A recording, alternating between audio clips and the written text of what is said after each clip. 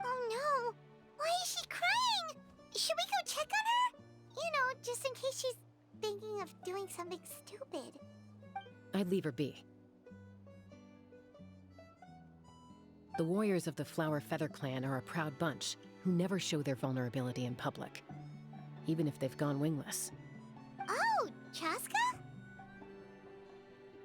Good to see you again, Traveler and Paimon. Before we carry on, let's get a little further away before Koyer notices us.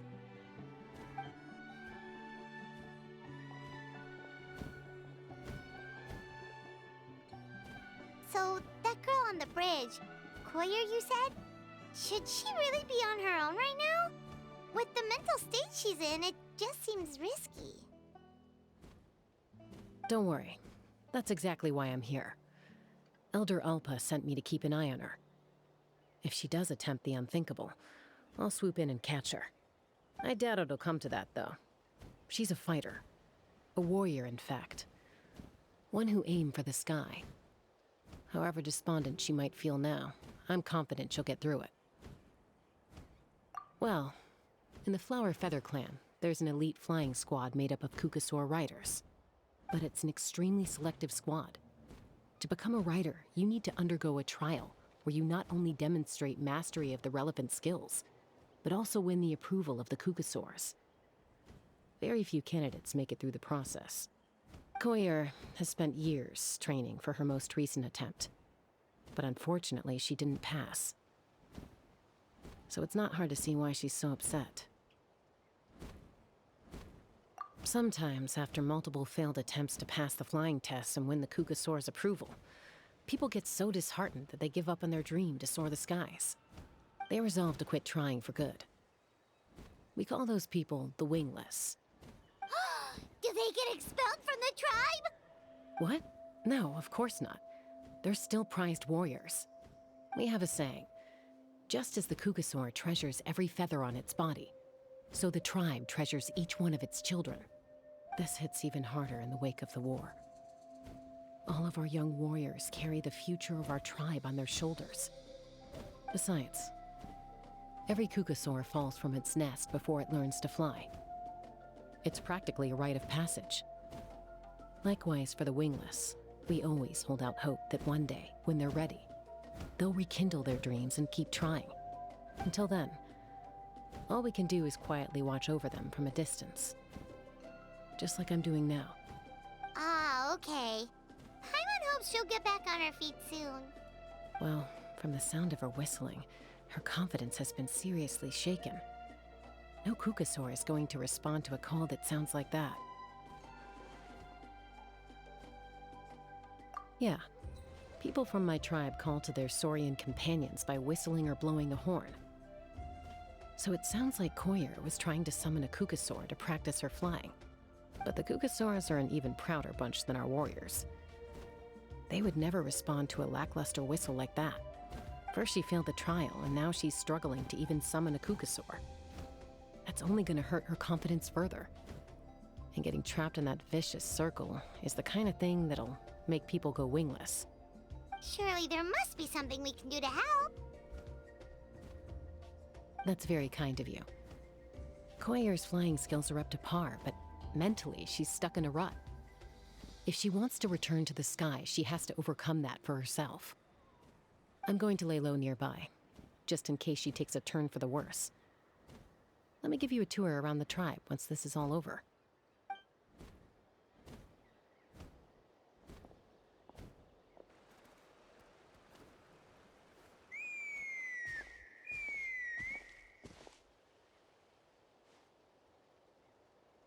Koyer still isn't giving up. Even though Chasca said that she has to do this by herself, Paimon can't help feeling like maybe we can nudge her in the right direction. What if we could get a Kukasaur to fly up to her? That might give her the confidence boost she needs.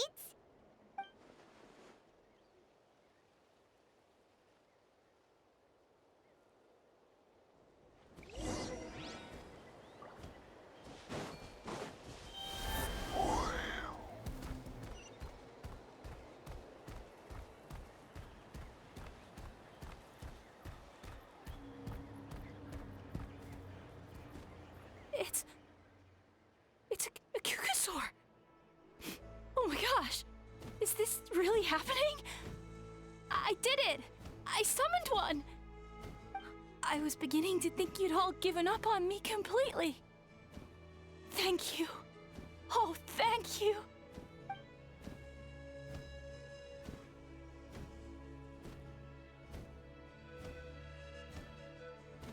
Excuse me? Would you mind if we did some flying practice together? Right now? I think I know where I went wrong in the test now. I need to maintain a higher speed on my turns. So, I just gotta practice my bell tail slides and split S maneuvers.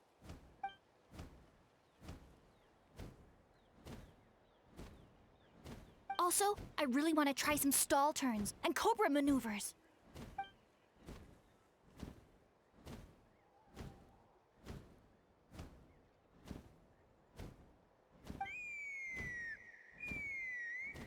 Huh? That sounded like a whistle. Is someone else trying to summon a Kukasaur?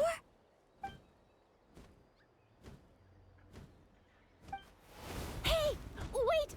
Wait!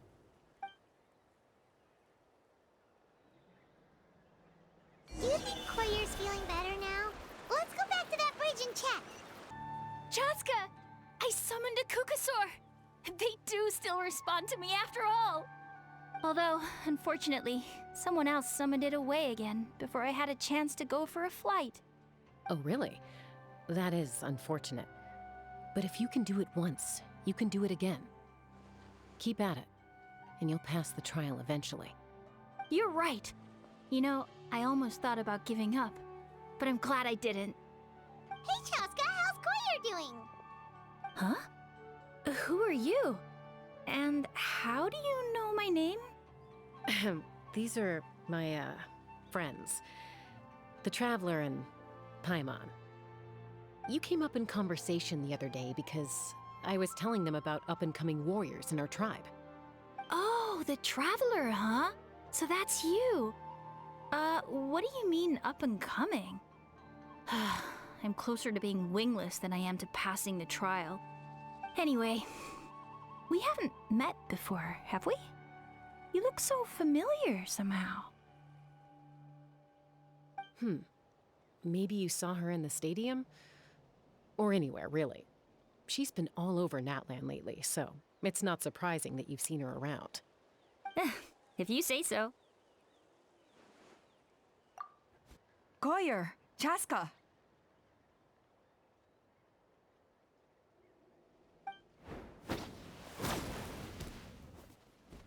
Here you are. I've been looking everywhere for you two. Oh, Elder Alpa! What's the matter? I thought I should tell you myself. We're going to redo the flying trials. Redo them? How come? This is so unexpected. And I can't believe you came out here just to tell us that in person. It's embarrassing to admit, but due to time constraints, we didn't do a proper inspection of the arena before the last round of trials began. Then we started to notice many candidates performing worse than expected. So we redid the inspection afterwards and found a number of issues which likely impacted candidate performance. This was entirely our mistake, and I apologize unreservedly. I know it doesn't make up for it, but I thought bringing you this message in person was the least I could do. Oh, okay. Chasca, these people you're with, are they the Traveler and Paimon? Huh? You've heard of us? I have indeed. Gathering intel is an essential part of being a warrior. Plus, you've already made quite a name for yourself in Natlan. Actually, I've been meaning to invite you to enjoy our tribe's hospitality for some time. Hospitality? Oh, that includes food, right? Of course it does. If you let us host you, you'll be treated quite lavishly. Mighty warriors are highly revered in our tribe. Besides, we still owe you for your help during the war. Without you, we would have suffered far worse at the hands of the Abyss. So I like the chance to show you our gratitude on behalf of the whole tribe. Mighty warriors, plural? So Paimon counts too? Paimon's starting to like you a lot. That should go without saying. Your flying skills are the envy of our tribe.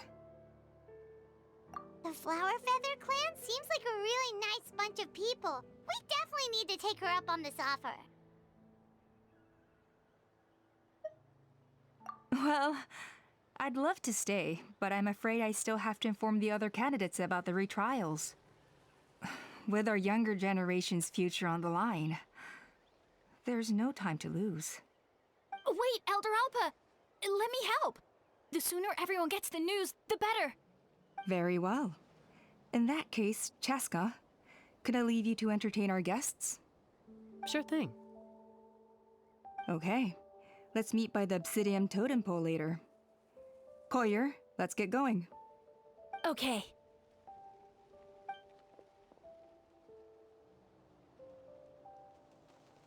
All right, they're out of earshot. I'm just gonna come out and ask.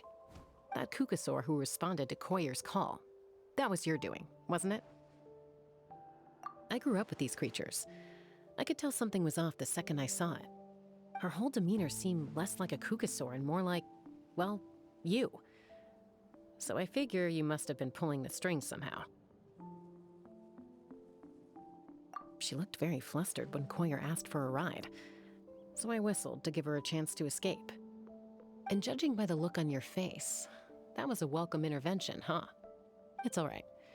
If you'd rather your hidden talents remain hidden, I respect that. I won't press you for answers, and I'll keep my speculations to myself. You're the kind of person I'd still trust even if you had superpowers.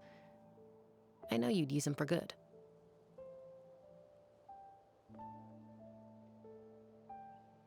I think the ends justify the means in this case.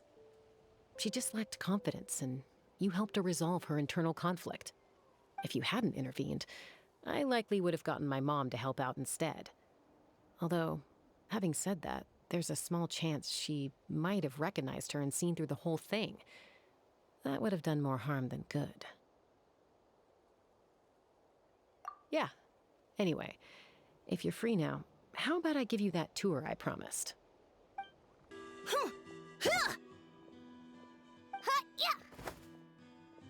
Ready? I'm gonna get you! Uh-oh. Are they fighting? Should we try and break them up? They're fine. Just doing their daily combat training. Combat training? A little young for that, aren't they? Not to us. We're a tribe of warriors. In ancient times, we were the most elite troops in the nation, responsible for patrolling and defending all of Natlan. And even though times have changed, we've kept our martial spirit alive. Hey, is that Chasca? Chasca, you're back! Oh, can you come train with us? Now's not a good time, I'm afraid. I'm showing the Traveler and Paimon around. Maybe next time. The Traveler and Paimon? Wait, you mean that legendary warrior and legendary flying expert? Legendary? Yep, that's us, all right. Awesome. It's so cool that you can fly without having to ride a Kukusaur. Even Chasca could only do that for short distances. Miss Traveler, can you teach me some cool sword tricks? Oh, Miss Traveler! My family's shop makes the best volcano cake! You gotta try it! Let's behave ourselves, everyone. These people are here as our guests. They're going to meet Elder Alpa in a few minutes anyway. Kotini, instead of being jealous of other people's talents, why not work on developing your own? Kapak, there's no point in trying any cool sword tricks until you've mastered the basics. Have you done all your sword drills today? And Yatlan, easy does it, okay? Not every conversation has to turn into you plugging the family business. Okay.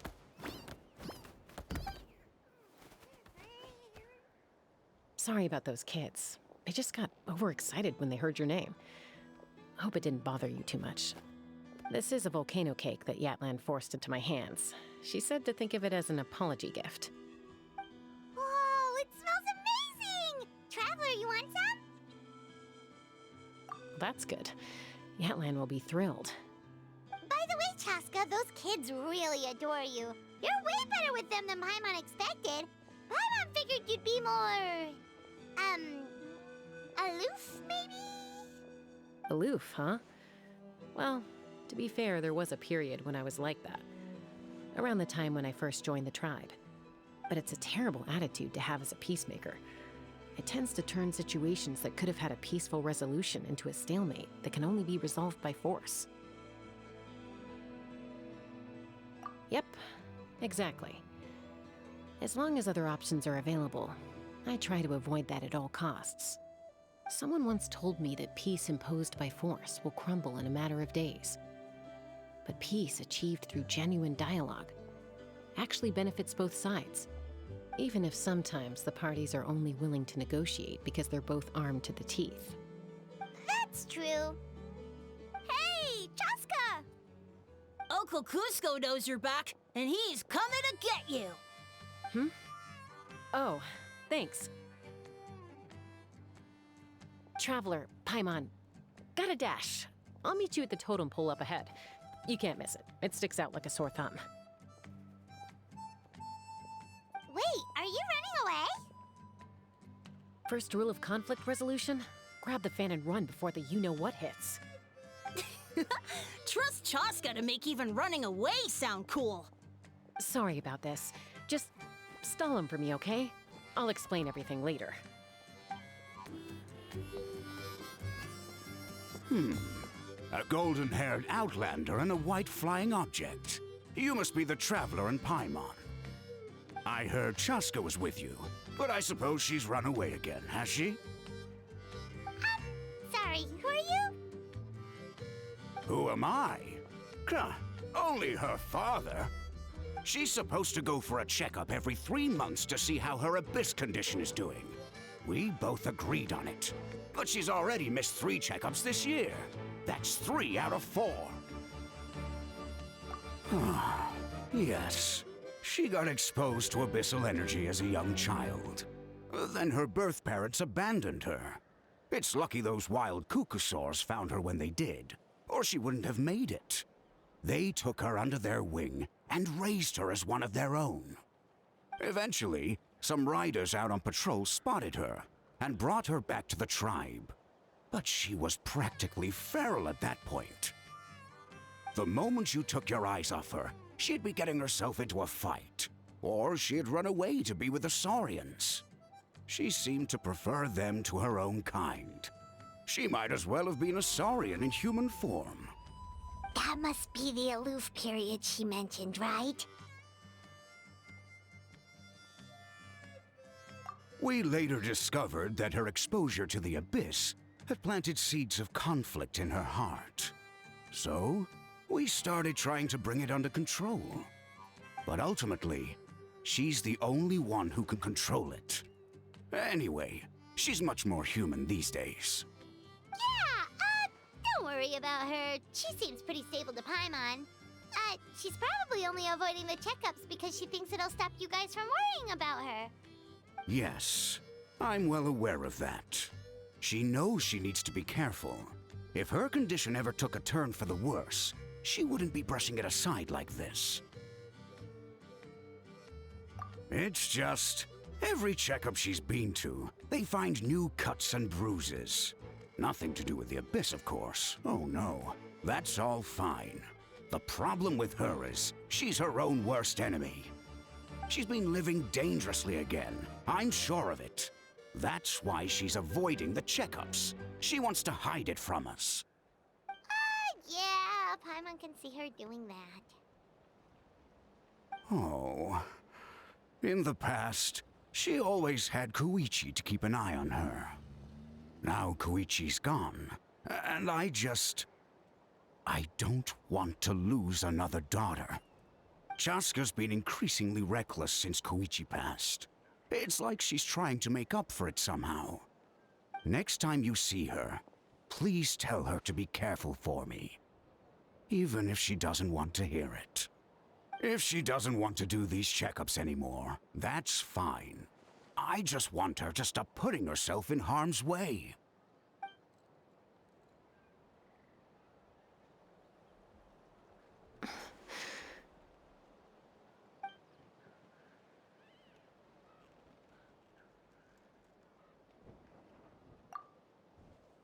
Whoa, where did the time go? We should meet back up with with Chasca before it gets any later. To get to the totem pole, we need to head north, right?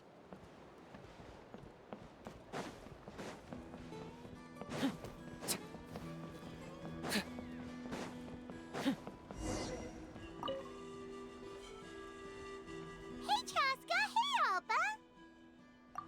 It's all right. I bet my dad talked your heads off, huh? What did he say?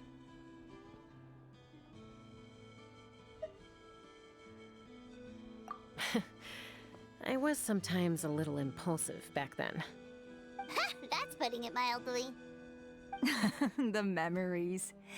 It feels like it was only yesterday when we brought you back and had Cusco and his family take you in. Back then, no one imagined this feral child would grow up to be the strongest warrior of the Flower Feather clan. Huh? You were the one that brought Chasca back to the tribe? That's right. Elder Alpa was already a veteran rider by then. She spotted me while patrolling from the skies and tracked down my Kukasaur mom. Mom agreed it was time I tried to re-enter human society. But I didn't know the first thing about being civilized. I clashed with everyone who had to deal with me. And look at you now, renowned throughout the land as a peacemaker. How time flies. When the day comes that I can't fly anymore, it will be up to you to look after our tribe and our flying squad. You know me, though. I'm not a natural commander. I'm better off as a lone wolf on the front line. So stick it out at least a few more years, okay? Give Koyer and the others time to come into their own. Oh, stop. Wait, so isn't the leader just the strongest warrior in the tribe? At least Paimon figured that's how your tribe would work. Strength is certainly a core tenet in the Flower Feather clan. But strength means far more than martial prowess alone. If it all came down to individual strength, I'd struggle to call myself a warrior, let alone a member of the flying squad. Any fighter in the tribe could take me down. Well, sorry to disappoint you. It was something I aspired to at one point. So much so that I went adventuring in the Cinder City, Ochkanatlan, to try and prove myself. But it was foolish of me. I wasn't ready. I came back empty-handed and seriously injured. The fact that I survived was something, I suppose. But after that, I never seriously considered myself a strong fighter. And yet, you still managed to become the leader of the flying squad, thanks to your experience and determination. All while battling those old injuries. Don't you think that's a display of strength in its own right? Let's shelve this discussion for now. Traveler, Paimon, there are some simple refreshments on the table. Please help yourselves. Yes! Paimon was waiting for that part! They were for the snack stomach. The refreshment stomach still has plenty of space.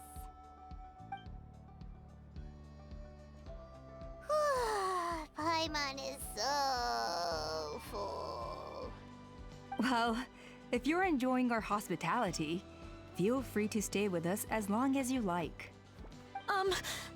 Elder Alba? There's, something's come up.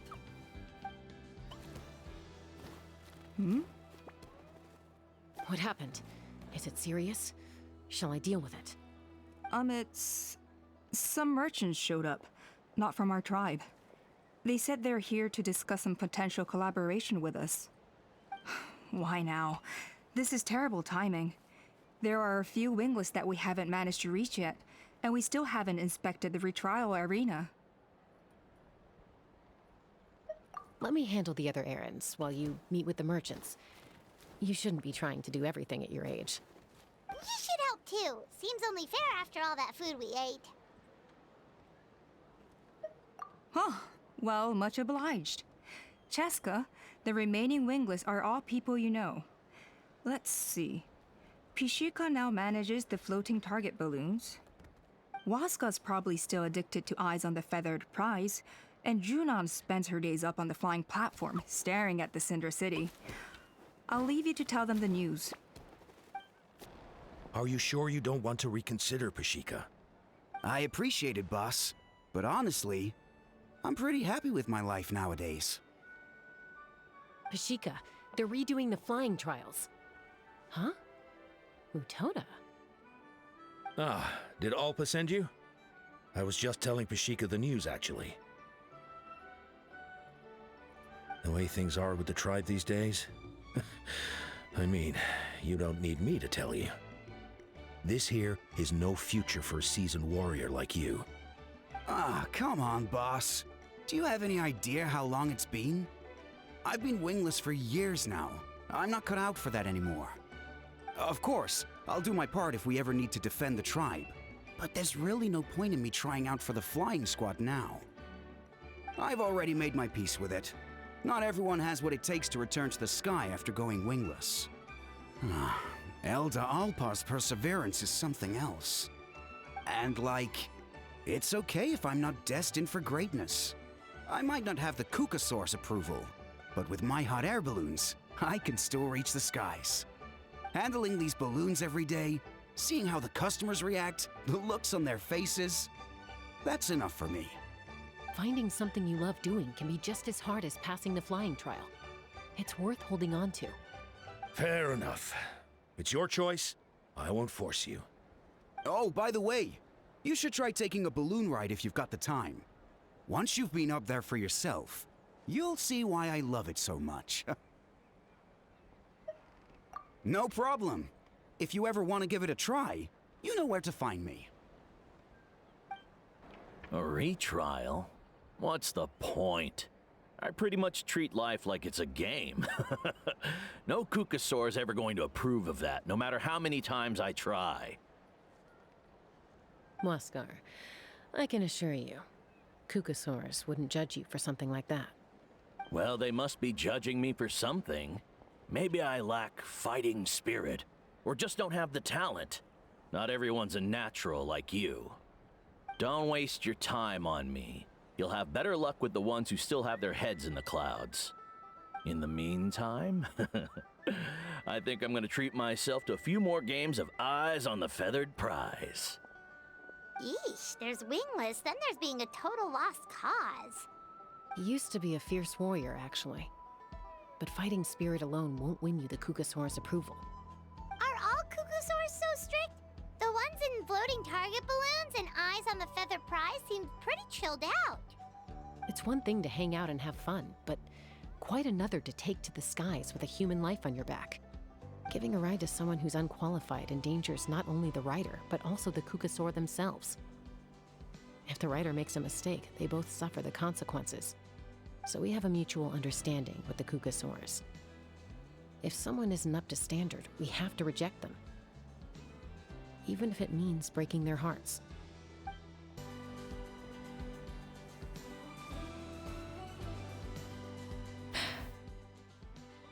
Hey, Junan. Gazing out at Ochkanatlan again, huh?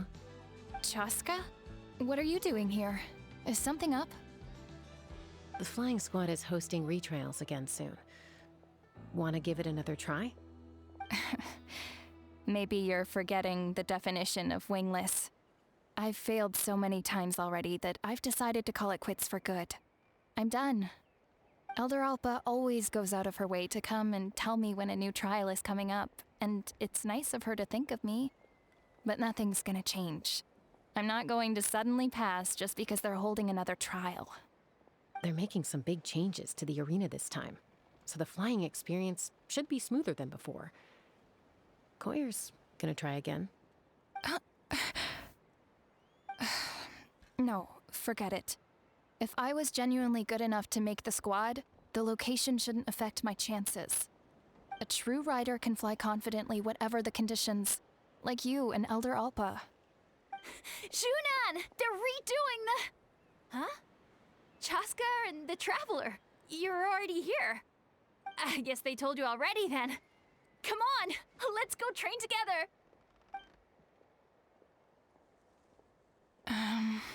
I'm gonna sit this one out. What? Why? But you've always looked up to Elder Alpa.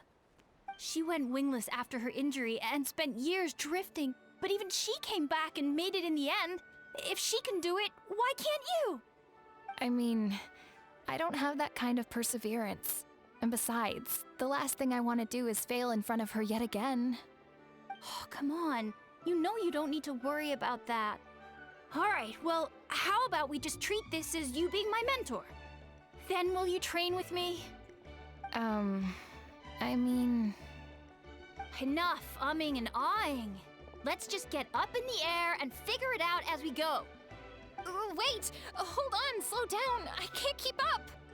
Well, that's one way to do it. They've been best friends since they were kids. If anyone knows how to get Junan out of a rut, it's Koyer. You helped Koyer deal with her internal conflict, and now she's done the same for someone else. You know, people often talk about how one conflict leads to another and so on. But sometimes in life, things spiral in a good direction instead. Oh, hey there, Chasca. Did Elder Alpa send you? Yeah, she's got other things on her plate right now. How are things looking here? Well, the inspection revealed numerous blockages all over the trial arena. It looks like they're the result of ley line disorders caused by repeat abyss invasions. Theoretically, we just need to clear those obstacles, and the arena will fill up with gaseous phlogiston again. But that's proving difficult to achieve in practice, for all sorts of reasons. Why don't you head on down and check things out for yourself? Feel free to ask the staff for more details.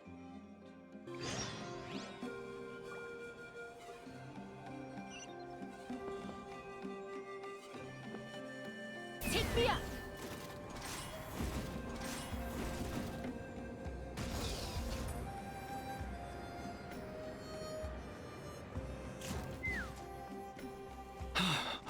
Oh, are you here to help? Thank goodness. There's no way I could do all this by myself. So the blockage here has to be cleared using a special bomb, but carrying explosives up that steep slope would be a recipe for disaster.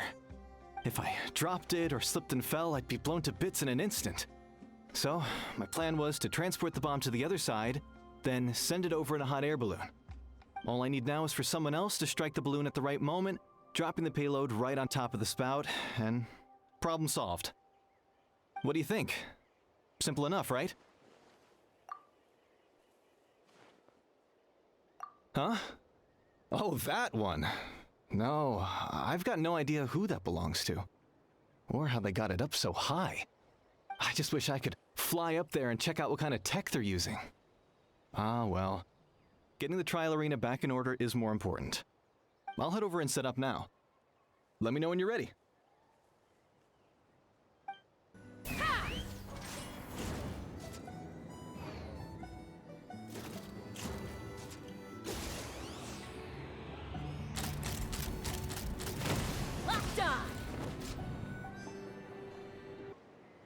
This is crazy. I put all of my strength into it, but it just won't break. Maybe Inkanak was right after all. If a stable structure is formed inside the solid phlogiston, I'll need to hit all the weak spots at the same time to break it. But how am I supposed to do that?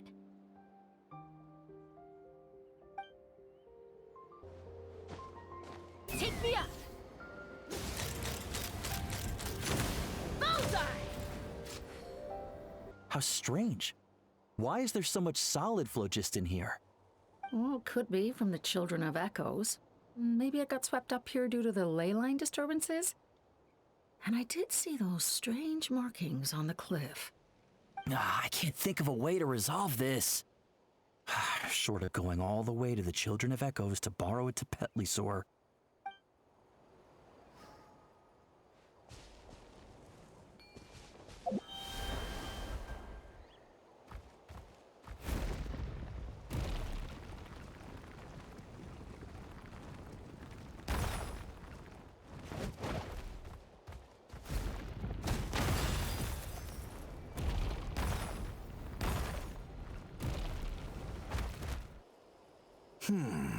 I think it should be possible to clear this spout with just a few hard hits. But there are signs of strange life in here. Meddling with it might be dangerous.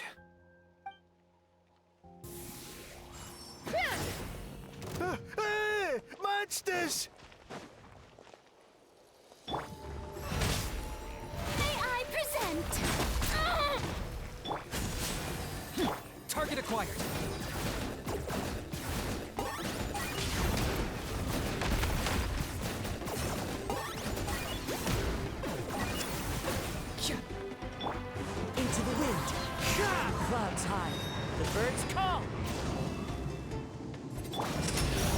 comes the finale.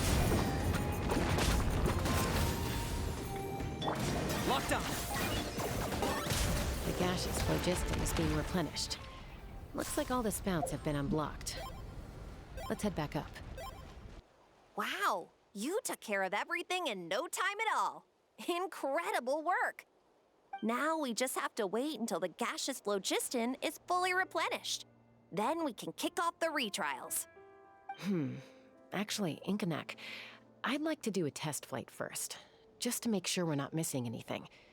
Could you arrange that for me? Huh? But you only just finished getting the arena ready. There could still be other hazards we're unaware of. All the more reason to have me test it out. Think of it as another inspection. I guess you're right. With your flying skills, you won't be in any serious danger, even if there are hazards we overlooked. The conditions in this area seem a little unstable, but a test flight is the only way to catch any lingering issues. All right, I'll get things set up for you. Just let me know when you're ready.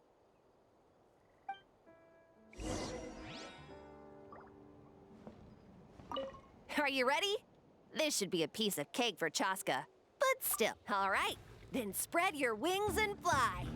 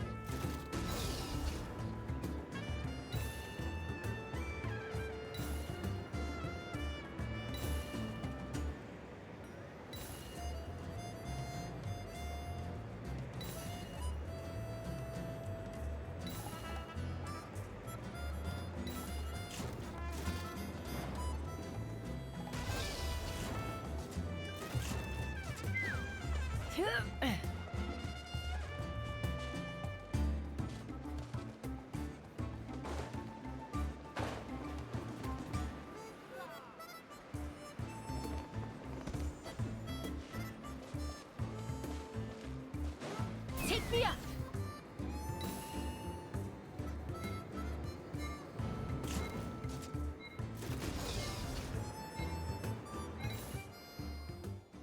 That was amazing. Paimon couldn't take her eyes off you. No, nothing major. Give it a few days, and we should be able to conduct the trials. Help! Help me! You're from the Flower Feather clan, right? Please, come quick, you've got to help us! Catch your breath first. What's the situation? We got attacked by a Kukasaur. My friends are still stranded in the middle of the road with the goods we were transporting. Please, I'm begging you, save them! Huh? Are Kukusaurs really that aggressive? Do they usually attack groups of people unprovoked? Not in my experience, but there are exceptions to every rule. Let's go check it out.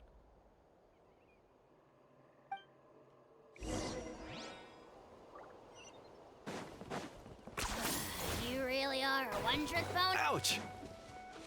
I've never seen such an aggressive Kukusaur.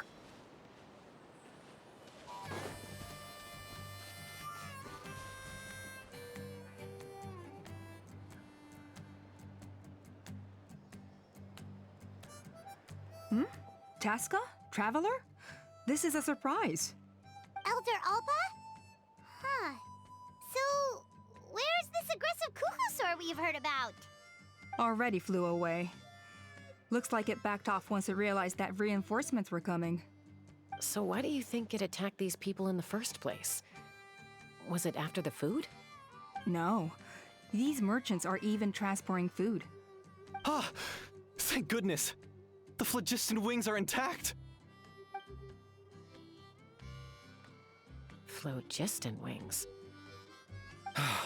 Thank you so much for coming to our rescue. These phlogiston wings are our most prized goods. If anything happened to them, it would ruin us. Wait a minute. Are you the merchants that were looking to collaborate with us? Wormy told me about you. Yeah, that's us. So I take it you're Elder Ulpa? I am. You must be exhausted from your journey, not to mention shaking up from the attack. Let me bring you back to our tribe to rest. We can talk business after you've recovered. But Elder Alba, what about the Kukasaur attack? Well, our guests here weren't seriously injured, and their goods are intact. Perhaps that Kukasaur was just having a bad day. There are so many of them around here. You'd expect something like this every once in a while. I don't think we need to pursue it any further. More importantly, how are the preparations for the flying trials going? Is everything in order over at the arena? Huh? Did you say flying trials?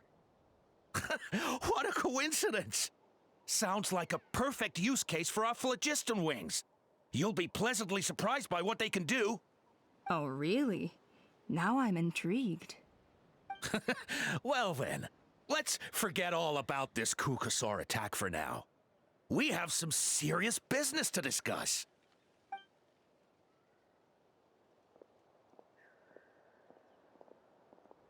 Huh? So that's it? That all went smoother than expected. Well, guess we'd better get going. Huh? Chasca?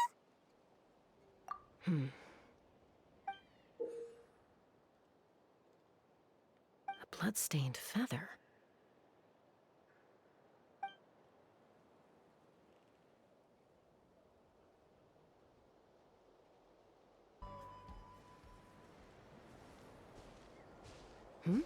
Ah, Traveler and Paimon. You came. Yep, and it looks like we made it just in time. Although, can't say the same for the Kukusaurs. Bit of a low turnout, huh? Yeah, you'll see why soon enough. All right, get ready. 3, 2, 1, fly! Whoa! We're really flying! I feel light as a feather. I'm flying without a Kukasaur. These phlogiston wings are awesome! What's going on? Paimon can barely believe her eyes. How did they fly all on their own? The merchants we ran into that day were selling a product called phlogiston wings. It's a flying machine worn on the back. To operate it, you just use a handheld trackball that controls the flow of gaseous phlogiston. That's incredible. Yeah, if our tribe, well, if Natlan mass adopted this technology, it would revolutionize our mobility and responsiveness in times of crisis.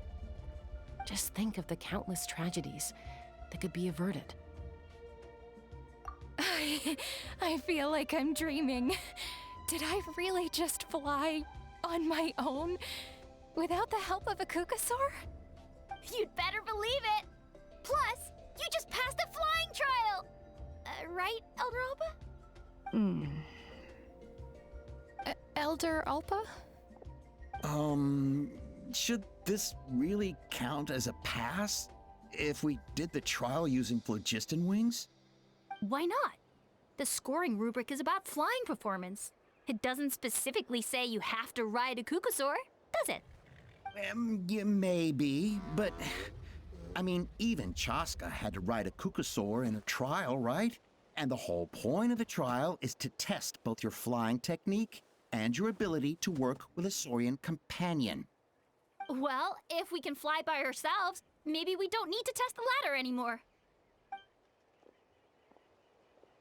Chasca, Traveler, what are your thoughts on this new invention?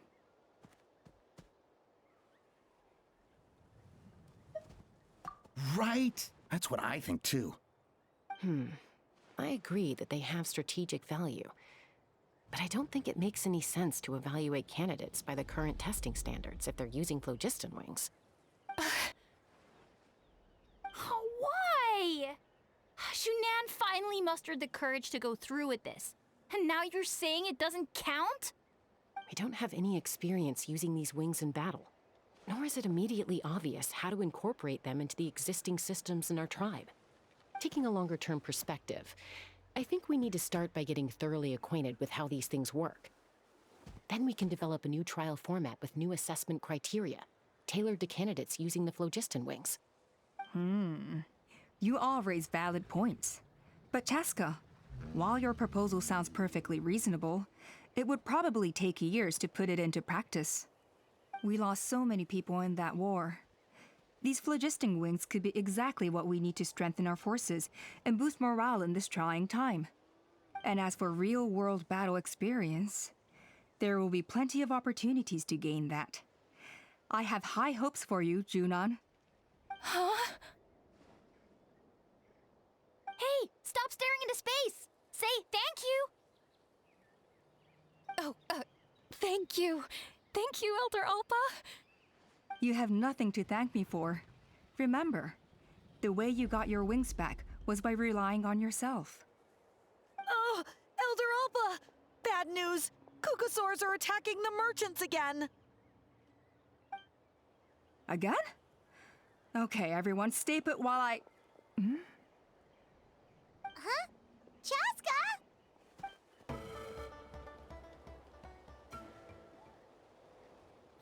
Oh, it's back! It found us again! Run! Get out of here!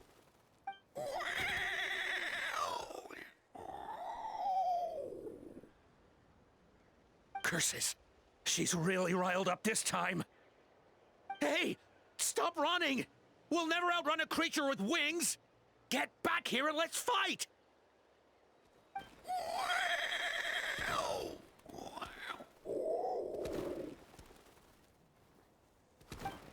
Stop! All of you!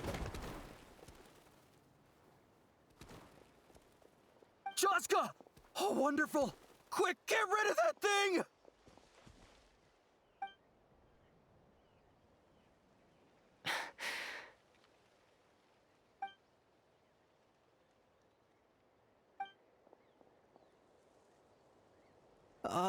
What's going on?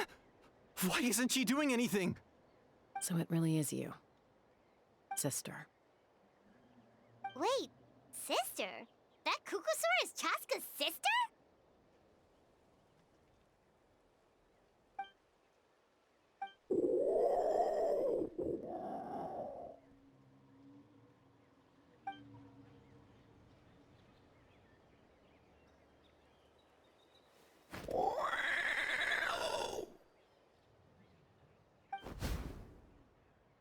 Koya, wait!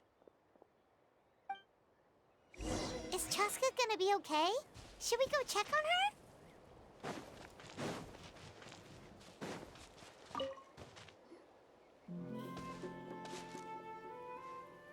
Chasca, are you okay? I'm fine. Sorry for making you worry. No point. She's an expert at hiding her tracks. Once she's shaken you off, you'll never catch up to her. At least, I always used to lose to her at hide-and-seek when we were kids. Well, yeah. You know I was raised by Cucosaurs. Anyway, she and I grew up in the nest together. Her name's Koya, and she's my big sister. We played together all the time, chasing each other through treetops or mountaintops. It felt like it would go on that way forever. Until the day I was sent back to live with the humans. Not all Cucosaurs are friendly towards people. Koya, for instance, she's fine with me because we grew up around each other, but she's not fond of other humans. When Mom decided to send me away, Koya strongly protested, and after I left, she became more and more reluctant to interact with humans. Maybe she thinks that humans stole you away from her. It's a possibility, but in any case, we still stayed best friends at first. I had a hard time adjusting to life in the tribe. So whenever something went wrong, I'd run off into the wild and vent to Koya. Ah, so that's what Uncle Cusco was talking about. He said you seemed to prefer hanging out with Saurians to your own kind back then. Yeah, I did. But then, gradually, everything changed. With a new mom and dad, a new tribe, and Koichi, I started getting curious about these humans and made an effort to understand their behavior. The more time I spent with them, the less I spent with Koya. And then, one day, it was Koya's turn to leave the nest.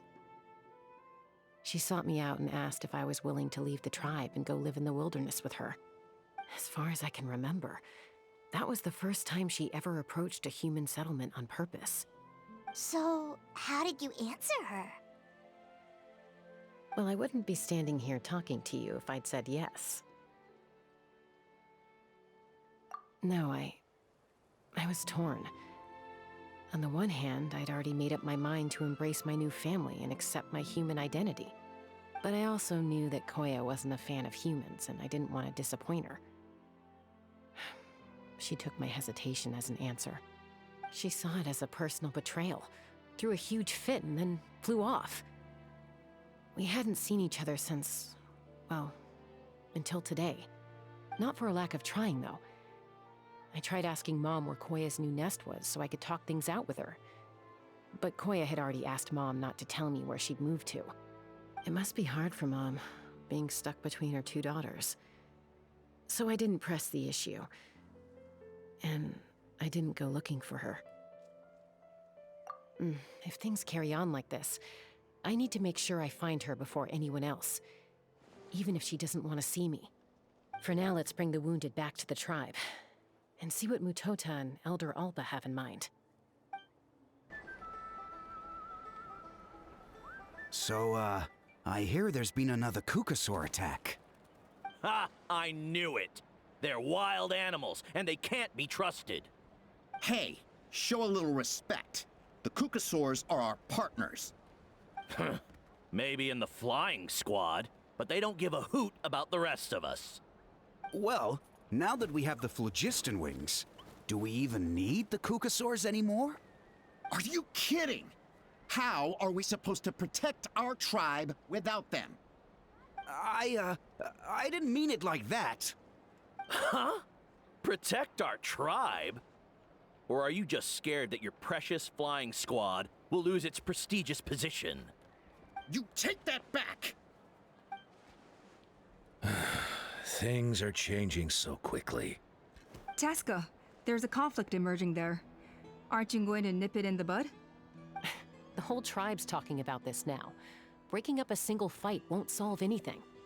The real source of conflict here is the phlogiston wings, and what happened with Koya. On any other day, people would just brush this attack aside.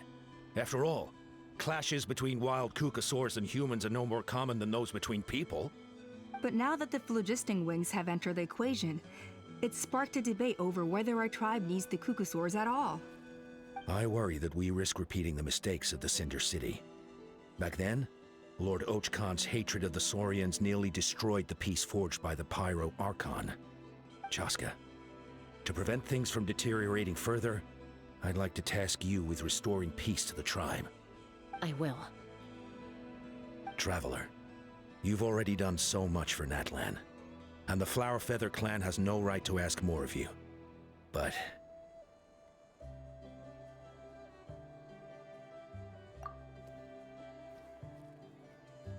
thank you.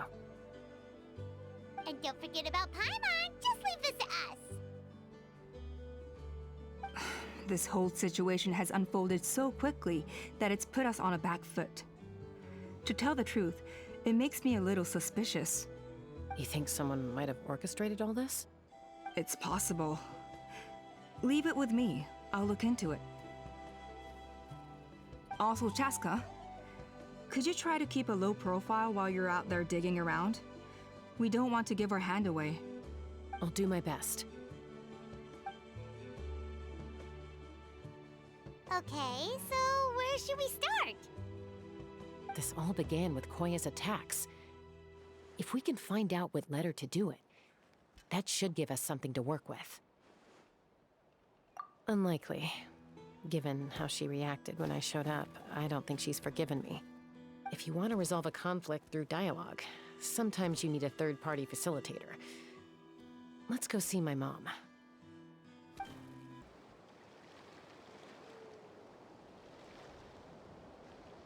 Wow, so this is where you used to live as a child?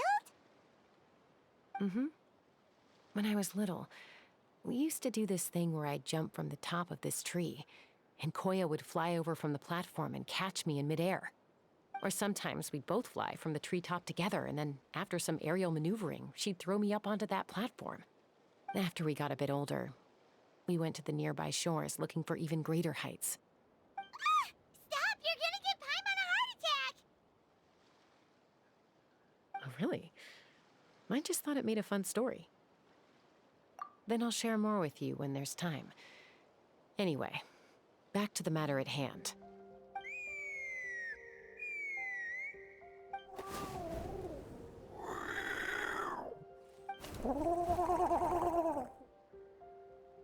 Hey, Mama Bird. I'm back. My last visit was only a week ago, wasn't it? See? I visit you more than I visit Papa Cusco. I brought a couple of friends with me. These are the Traveler and Paimon. Traveler, Paimon, this is my mom. Her name is Chimpu. In the human tongue, anyway.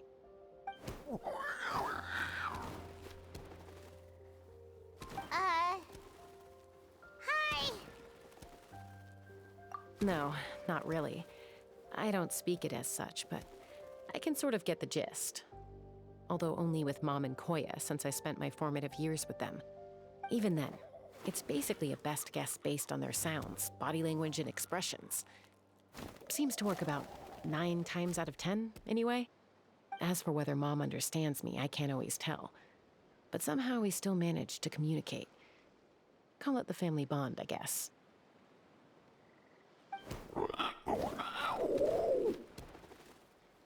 Don't worry. I'm doing well, but I think Koya might be in some trouble.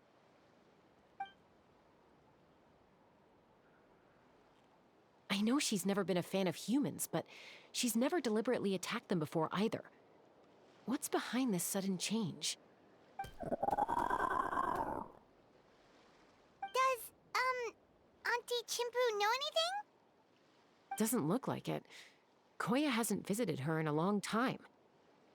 Then, could you please tell me where she's living nowadays? I really need to talk to her. If this animosity between her and the tribe continues, then the next time there's an incident, I don't know if I'll make it there in time.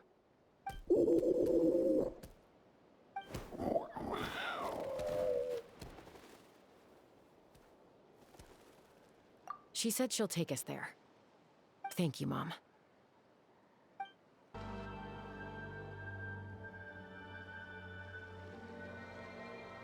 This is a really remote location.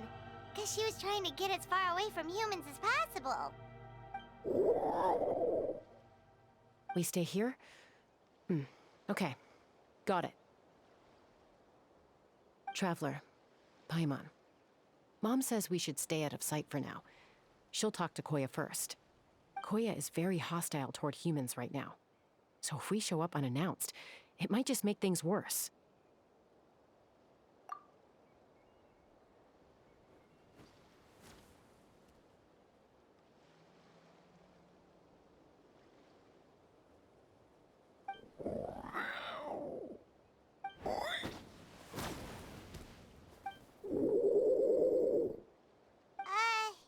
Any idea what they're saying? Sounds like things are more complicated than I imagined. There's evidence in this area suggesting that Koya might have been the victim of a human attack.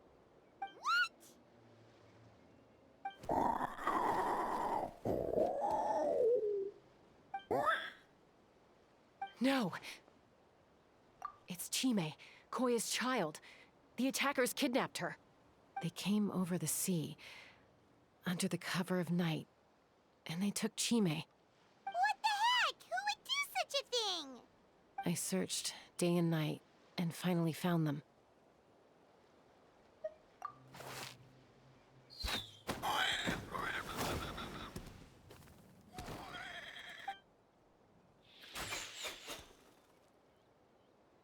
yeah! T'Pol's contraption is working like a charm. Got her in one. Hey, there's another one! Wait, is that the one that got away last time? Who cares? Just get them all. T'Pol pays us per catch.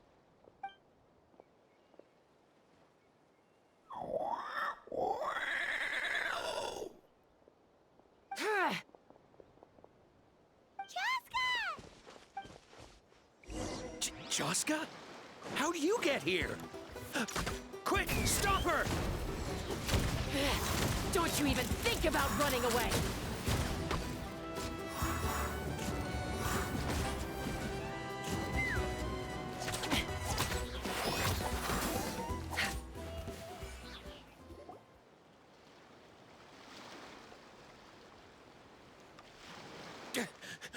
Don't come any closer, or I'll... Go, Phlogiston Wings! Take me out of here! Ah! Uh-oh, looks like it malfunctioned. This is bad. Mom and Koya are already injured. And if that thing explodes right next to them... Help! Elemental energy suppresses it! Please, someone! Get back!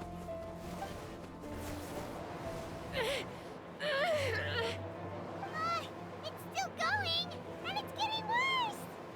Guess we need a more permanent solution. All right then.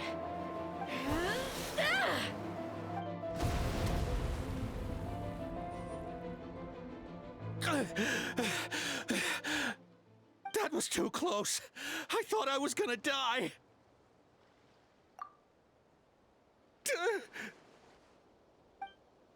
Answer us honestly. Were you the ones who attacked Koya before?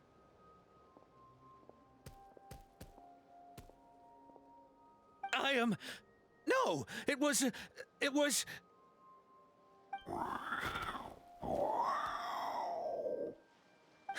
Well, she says it was you. Just tell me, who sent you here? It was T'Pol. He told us to catch all the wild Kukasaurs we can find. And he also said that this Kukasaur has become a thorn in his side, so it needs dealing with urgently. T'Pol? Huh. Sounds familiar. But where from? Well, he tends to send his orders in writing. He pretty much never communicates with us in person. When he does, he wears a mask to hide his face. And whenever we trade Kukasaurs for Phlogiston Wings, we deal with his henchmen. So you didn't even make those wings? All we did was slap some labels on them and transport them over here, to make them look like they're imported. To make it harder to trace their origins. I don't know, honest! Well, that's mighty convenient, huh? What about if I held a gun to your head? Would that change your answer? No need. I'm sorry. I'll tell you everything I know. T'Pol doesn't tell us much, but he always stresses that he wants them alive. So that gives us some clues. This is just a best guess, of course, but we suspect that the gaseous phlogiston stored in the trackballs is drawn directly from the Kukasaurs. What?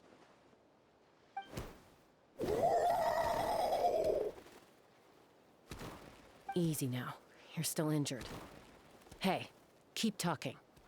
Yes, ma'am. So, the gaseous phlogiston has to be highly refined in order to power the phlogiston wings. The slightest imperfection can have disastrous consequences, as you just witnessed. But the Kukasaurs have a natural ability to process gaseous phlogiston. So, if you use them as an intermediary, then... That's enough. So the Kukasaurs you took, where are they now? T'Pol should have them. But no one knows where he's based, apart from him and his henchmen. We've tried looking for it ourselves, even followed them a few times. But we always end up losing track of them. Random thought. Maybe they're hiding up in the sky? T'Pol, T'Pol. I'm sure I've heard that name. Maybe it was... Chasca, Traveler!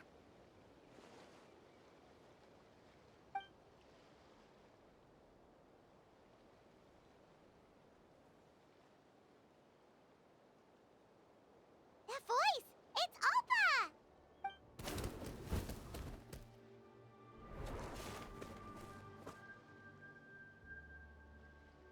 Elder Alba?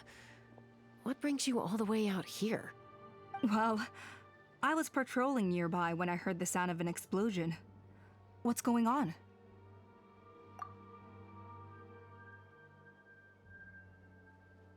I don't believe it. Elder Alba, does the name T'Pol ring a bell to you? I feel like I've seen it written down before. Maybe in a list of candidates for the flying trials? Huh? So he's a member of your tribe then? No. If he was a member of the Flower Feather clan, I'd definitely know him. Now that you mention it, I do remember a young man from outside our tribe who came to participate in our flying trials once. You were away on a mission at the time, which is probably why you don't remember him. He was a craftsman from the Children of Echoes, but he'd always dreamed of soaring the skies, so he wanted to join our flying squad. The Children of Echoes? That's rare. But despite his best efforts, he unfortunately failed to pass the trial and gain the Kukusaur's approval.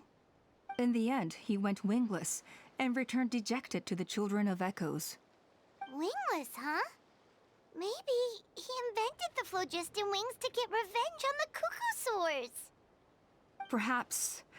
Or maybe it's simply his way of dealing with his regrets over his past flying endeavors. Either way, it doesn't excuse his abuse of the Kukusaurs. I'm gonna take these guys back and expose the truth to the tribe. It's time for this conflict to end. Easy, Chasca. Remember what I said about keeping a low profile? The ringleader still hasn't shown himself, and this man's allegation about powering the phlogiston wings with Kukusaurs is only speculation. Bringing these men to the tribe now won't win over any current supporters of the phlogiston wings. In fact, it may even escalate the conflict further. After all, many are mistrustful of the Kukusaurs after recent events. Is that why T'Pol waited until now to try to capture my sister? I don't know. I mean, he did tell us to spread negative rumors about the Kukusaurs and slip some Mora to anyone opposed to them, but... But Koya only attacked humans because they stole her child! Nevertheless, we will be hard-pressed to change people's minds while emotions are running high. Unless we have irrefutable evidence. Bravo! My thoughts exactly. In the meantime, leave these men with me. I'll escort them back to the tribe. I'll take the other members of their crew into custody too. They won't get another chance to stir up trouble. Fair enough. I guess finding T'Pol is gonna be the key to resolving this conflict. Let's hope the Children of Echoes have some info on him. Sorry, whatever it is, it'll have to wait till this is all blown over. I have to fix this situation before it spirals out of control. Mom, sis, rest up and get well soon. I gotta fly.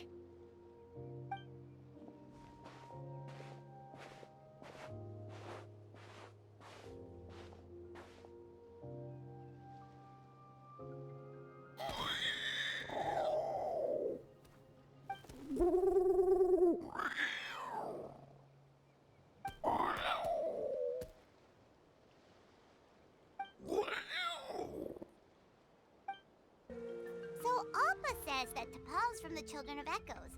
But how do we track him down? Just ask around until we find him? Let's start by talking to someone we know. It'll be faster that way. At this time and place, I'll bet the easiest person to find is... Wakey, wakey, Shilonin! Oh, it's you.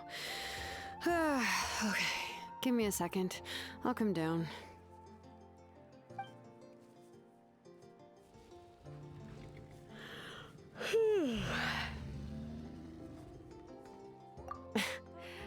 climb trees to fly further and see farther. I don't usually stop for a nap. Well, we're not all like you. Always full of energy, even after flying around all day. Yeah. So, you've come all this way and interrupted my precious nap time. Might I inquire as to, why? I'm sorry, Shilonen, but it couldn't wait. Does the name T'Pol mean anything to you? He's a craftsman, apparently. Huh.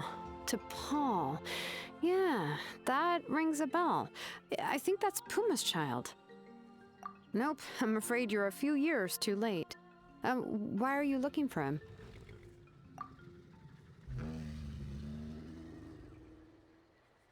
Huh, phlogiston wings. Wow, okay. The kid actually pulled it off. Well, looks like, no more rest for me today. Pulled it off? You mean he's tried making something like this before? Yeah, he started trying to build a flying machine right after he got back from the Flower Feather clan. So right after he went wingless, then. Was this flying machine anything like the gun you made me? You mean your gun that's harder to tame than the proudest Kukasaur? No, he wanted to build something that allows anyone to fly freely, even if they're not naturally gifted. But he never got very far back then, though. Blew up his workshop a few times and barely made it out alive. I never really kept up with him after that. His parents traveled a lot in their youth and only returned to the tribe after he was born. But they settled in a remote area and don't interact with other people much. Which means most people in the tribe don't know them very well. Your best bet is to chat to his direct family. I'll, go get Puma. Wait for me in front of the workshop. I won't be long.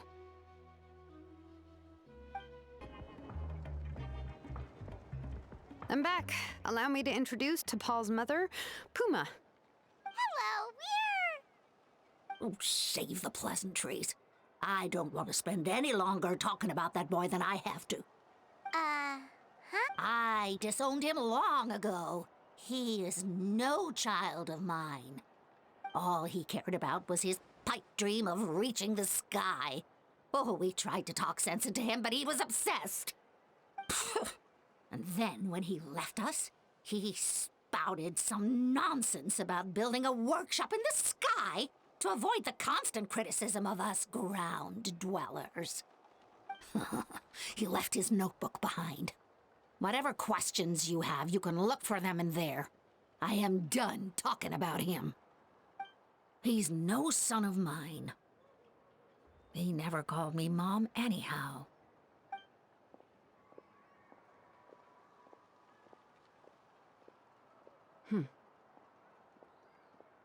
Wow, they've really fallen out. Paimon sure wasn't expecting that. Her husband, T'Pol's father, he passed away recently, and T'Pol didn't even bother to show his face at the funeral. If you ask me, that was probably the final straw for Puma. I'll go keep her company. If there's anything else you need, just come and find me. Thank you.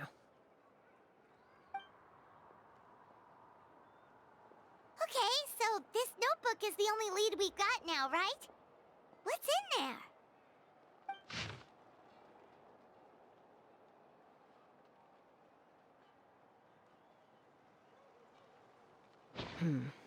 Some early designs for the phlogiston wings, and some theorizing about an airborne workshop.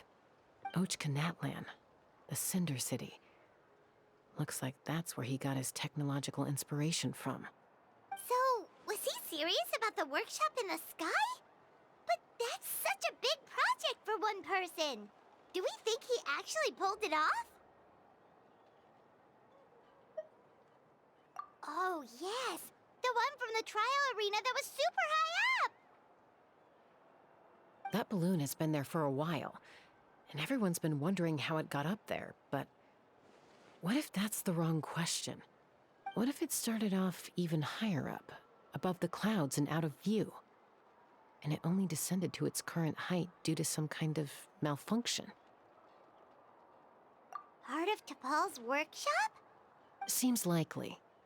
If T'Pol's base had been hiding above the clouds this whole time, that would definitely explain why Isidore couldn't find it. Paimon totally called it! But how do we get up there? By myself? Possibly. But with a passenger, no chance. I doubt even phlogiston wings could take you up that high. At least, not without that relic DePaul mentioned in his notebook. Yeah, and he's probably holding on to it. We'll have to find another way. Nope.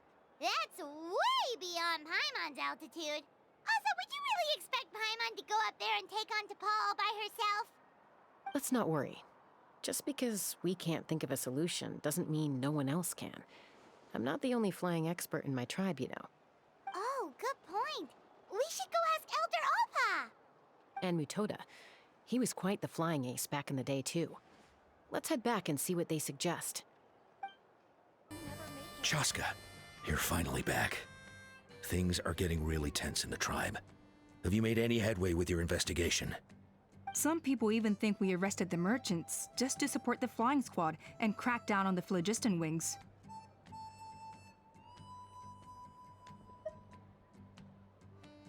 We found some promising leads, but there's a major obstacle standing between us and the irrefutable evidence we need. A relic from the Cinder City? So Och Khan's still managing to sow discord, even after all these years. An airborne workshop and a hot air balloon above the trial arena. And that's where you're trying to get to now? Neither phlogiston wings nor a Kukusaur can take you that high up. Do you really think that's where T'Pol is hiding? You know what? There might just be a way. Really? Do you still remember those spouts in the arena? When they were all blocked, the gaseous phlogiston was trapped and unable to flow. But now, it's flowing freely. If we were to block them up again... You mean all of them except the one at the very top of the arena?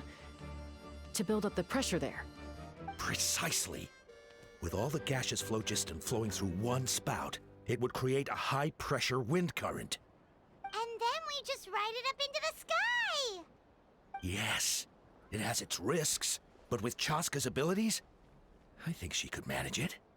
It's an extremely risky approach, but I agree that it's feasible. If you want to give it a try, check with Inkanak at the trial grounds. She can explain how to block the spouts. Chasca, if anyone has a hope of seizing this evidence from the high heavens, it is you. Goodness me, that is a very bold idea. Maybe so, but we have to act fast. What's the quickest way for us to block off the spouts? From a technical perspective, I'd have to advise taking some measurements and carefully planning this out first. But then we'll have to take the rough and ready approach. See the solid phlogiston over there? Our prior inspections revealed that some kind of stable structure has formed inside, making it highly damage resistant. It's not without its weak points, but unless they're all struck at the same time, the structural integrity won't be threatened. So, what happens if we do strike them all at once? It'll collapse. Okay, I see where you're going with this. Yeah, you got it. As long as you hit all the weak spots at once from the right angle, the solid phlogiston will fall right on top of the spout and block it up. You're right about rough and ready. Sounds like my kind of plan.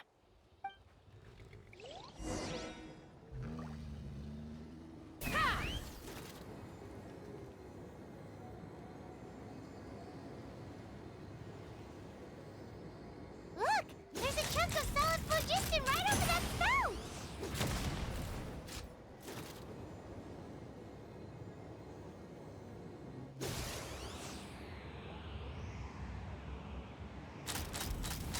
Bullseye! Open fire!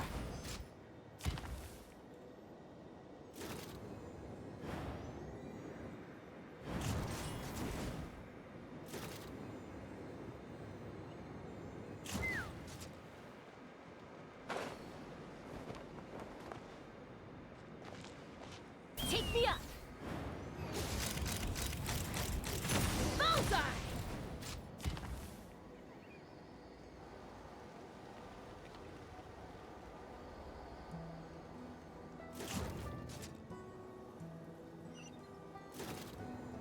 Hit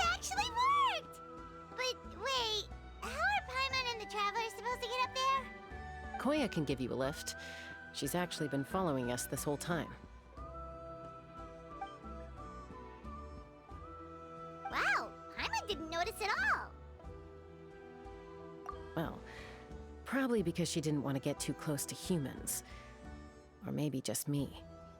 But right now, we need her power. Whoa, you didn't even have to summon her.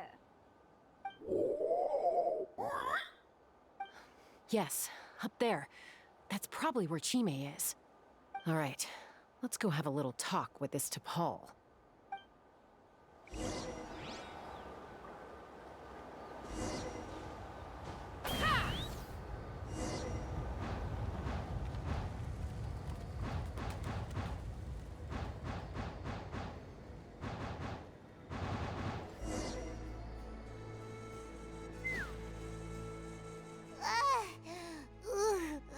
Haven't ever flown that fast before. She feels so ready to throw up. Aha. Just as I thought. It might look like a regular hot air balloon from the outside, but up close, it's clearly been heavily remodeled. And sure enough, it only descended below the cloud line because the custom-built machinery malfunctioned. I should be able to figure it out with T'Pol's notebook. Thankfully, I know a little DIY from fixing up my guns when they're having issues. That should just about do it. Now all it needs is a nice hard kick. Maybe that works on your guns, but, huh? We're really moving!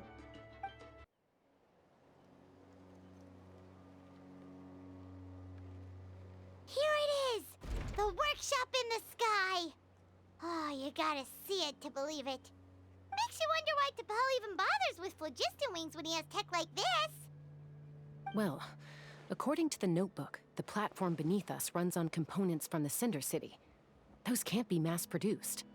Also, I have some doubts about its mobility after seeing how it moved just now. For someone like T'Pol who dreams of flying freely, this definitely doesn't cut it. But if he's got that relic, he should be able to make a set of prototype wings for himself, right? Why bother making a whole flying workshop so he can mass-produce them?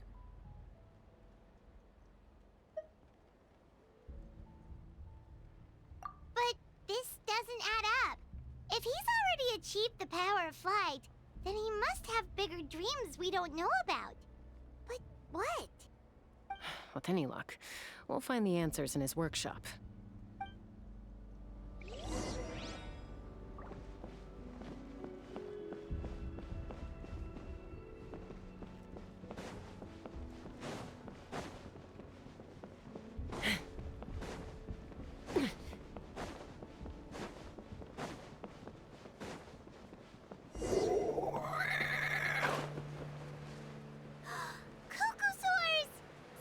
The merchants were right.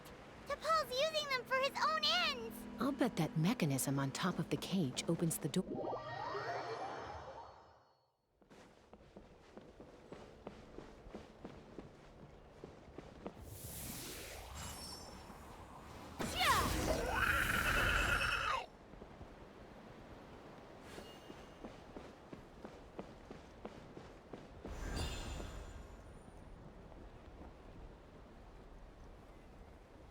Take me up!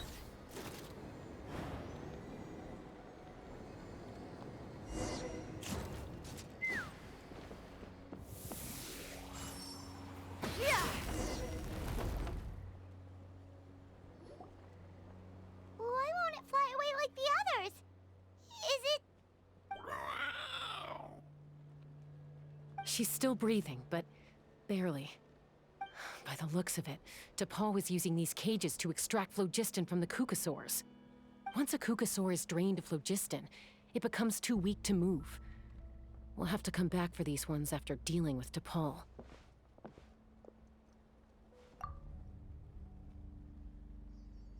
Let me see. Looks like a record of his phlogiston research. Log number 330. With the support of...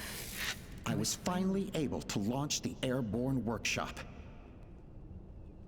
Even though it relies on the relic for 80% of its power supply, I've at least taken the first step. Log number 348. Research on the relic is progressing well. I should be able to replicate the technology and scale up production very soon. Has proposed a name for this groundbreaking invention, the phlogiston wings. I think I'm getting close. Soon I will achieve my dreams. Log number 377. Encountered some issues with the new smaller model phlogiston wings. The gaseous phlogiston showed some volatility during the refinement process. Thinks we should proceed at a more cautious pace with the refinement experiments. But after so many past failures, I have to prove that I will succeed this time. Log number 114. Ran an experiment using cucosaurs to refine gaseous phlogiston. It was a success. Log number 117. I have started recruiting merchants and hunters to capture wild cucosaurs. Log number 121. Major breakthrough in the efficiency of phlogiston yield. Huh? So many parts have been crossed out! Yeah, probably the contact he alluded to in his other notebook. Guess he has a benefactor. Did anyone else notice how the numbering system in this notebook suddenly changed halfway through? We haven't got time for textual analysis, I'm afraid. Grab the notebook and let's press on.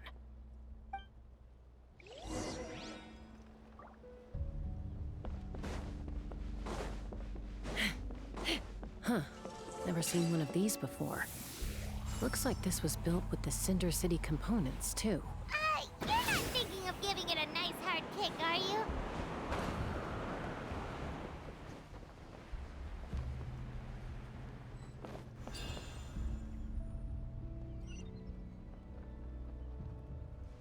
Let's fly! Whoa! What's that mechanism doing? It's asking for a nice hard kick where it hurts. Aim for the weak spot.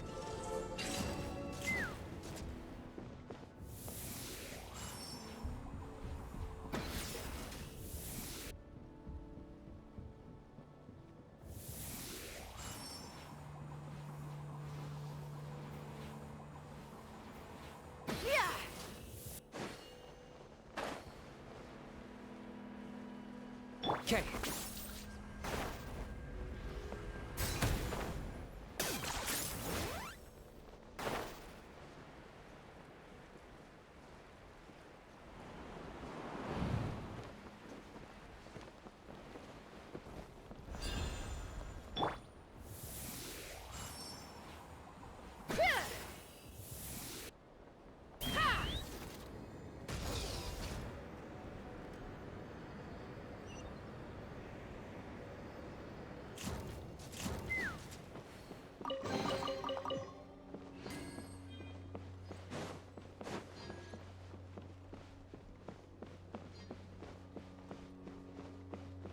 What are they doing here? It's T'Pol's henchmen.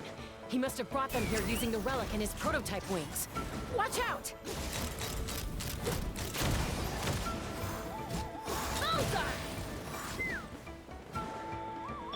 Strike a pose! Target acquired.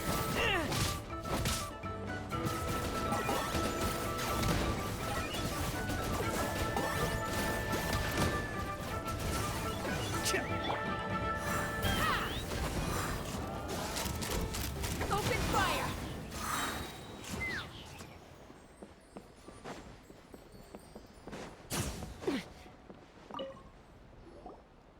Hey, look here! More of T'Pol's notes!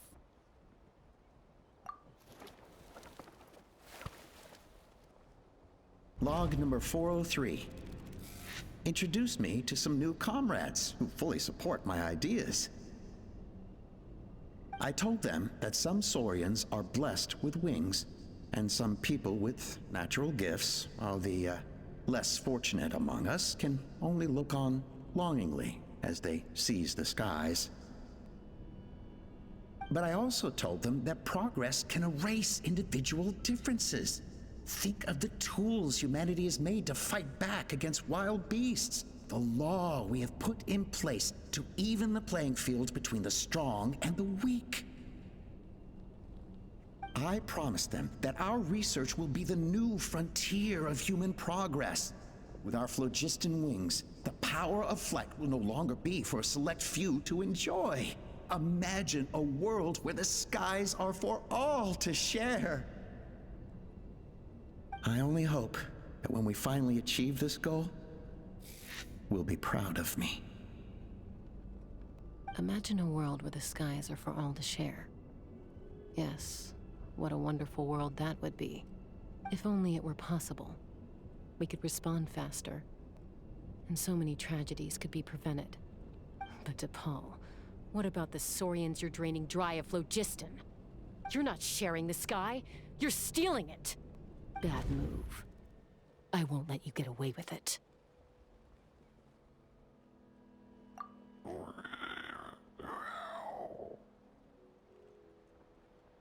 I'm fine. Let's keep moving. I don't think we'll find anything else here.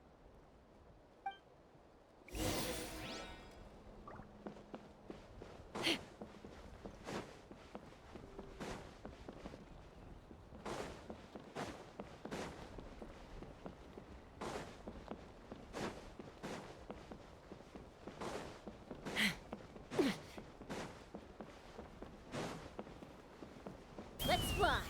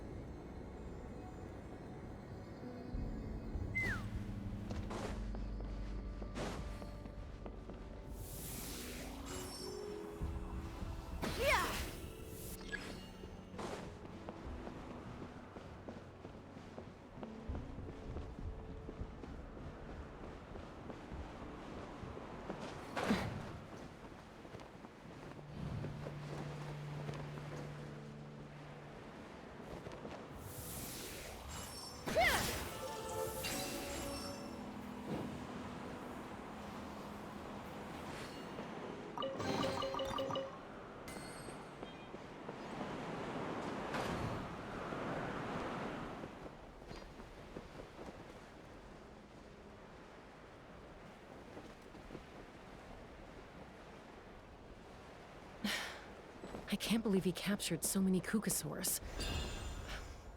But right now, we have to focus on solving this problem at the source.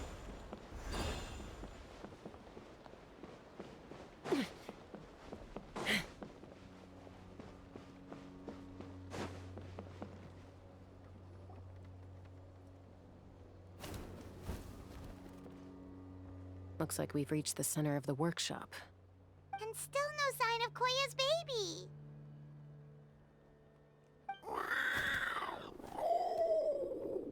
Let's search this area for now.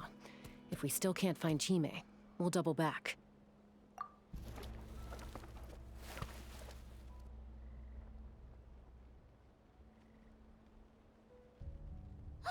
Chasca, Traveler, come quick! What is it? Did you find Chime? Not yet, but look! It's another one of T'Pol's notebooks! All right.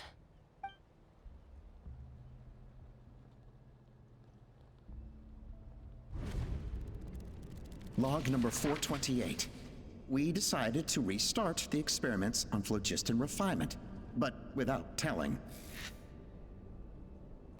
This is the final obstacle to the success of the Phlogiston Wings project. We cannot fall at the last hurdle. Log number 436, earlier today, suggested using cucosaurs as an intermediary to extract refined phlogiston. It's certainly feasible, but... Anyway, as long as our secret experiment succeeds, I'm sure won't bring it up again. Log number 443. We will conduct the experiment tomorrow. Birthday is coming up, so hopefully we'll have a birthday surprise for her. Log number 444. Huh? Why is this log empty? I guess whoever wrote down the log number was prevented from recording the results.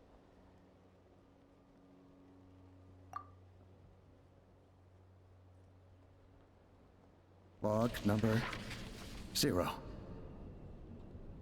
We lost many comrades in the accident.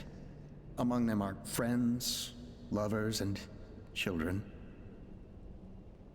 But we cannot stop now. We will keep their legacy alive and carry their dreams forward. As of today, we are scrapping the artificial refinement method. Instead, we will focus all our efforts on phlogiston extraction from live cucosaurs. They are arrogant beasts whose existence in the wild serves no one but themselves. Their true worth lies in their sacrifice for the sake of human progress. To facilitate our operations, we will gradually move the airborne workshop closer to the Flower Feather clan, even as we continue to expand it. All this we do to create a world where the skies are for all of humanity to share. All this we do to make T'Pol's dream a reality. Given the way this is written, not to mention the fact that the numbering has started over from 0, it kinda sounds like this is someone new. Does that mean that T'Pol's already... There's also a letter tucked in the end of the notebook. It's from Puma.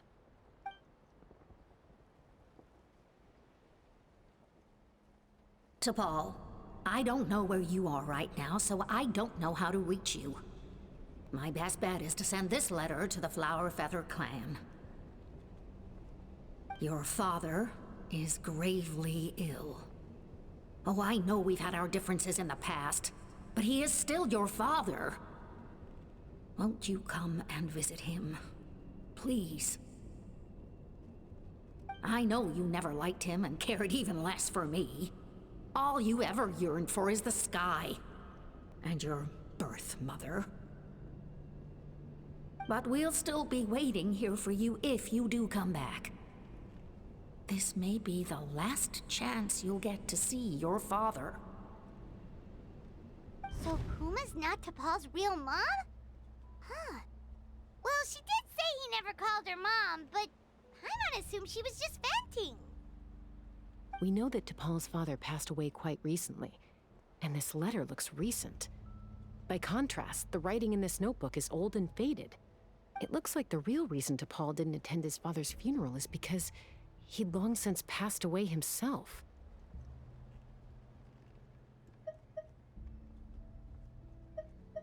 If we ask ourselves why this letter was sent to the Flower Feather clan, why T'Pol always yearned for the sky, and how he got his hands on a relic from the Cinder City, it all points to one answer. That's right. T'Pol was my child. He was born during my days as a wingless wanderer. His birth gave me new hope. I wanted to become the kind of mother who spent her days as a valiant rider, soaring the skies. Not an aimless, wingless nobody. But his father wanted to settle down, to give his child a safe, sheltered life in his tribe.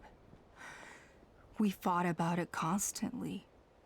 until the love we once had for each other was gone. He started a new family with another traveler who was also looking to return home. And I went back to the Flower Feather clan, alone. Opa? I had no idea that despite being raised among the children of echoes, my child still harbored dreams of the skies. Can you imagine, Chasca? The joy and surprise I felt when he showed up at my door, asking to join the flying trials. Or how proud I was when he said he wanted to prove his own worth, rather than relying on my position as elder.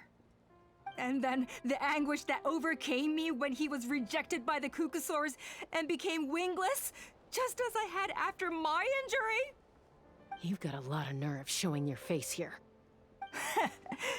Don't take this the wrong way, Chasca. I'm not here for a fight. I just want to talk. Isn't that your preferred way to resolve things? I trust you've learned of T'Pol's wish on your way here. A world where the skies are for all of humanity to share. If only his dream can be realized, no one will ever have to lose their wings again. Our aerial prowess will be greater than ever before. War will never again come at such a great cost.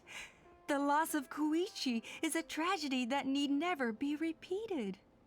So tell me, Chasca, do you really wish to see the phlogiston wings forever grounded and gathering dust? Nothing you've said excuses all the conflict you've caused. You mean the argument back at the tribe? It was a necessary measure. Sometimes this is the only way to accelerate the pace of progress. Is a mother harming her children when she coaxes them into swallowing a bitter pill? Of course not. It is a brief moment of suffering for the greater good, and the child would come to understand this in due course. The phlogiston wings are that bitter pill. We will never progress as a tribe if we cling to the scraps the Cucusaurs offer us. Once the people have embraced the phlogiston wings, they will never look back. Even if they learn how the refined phlogiston is sourced.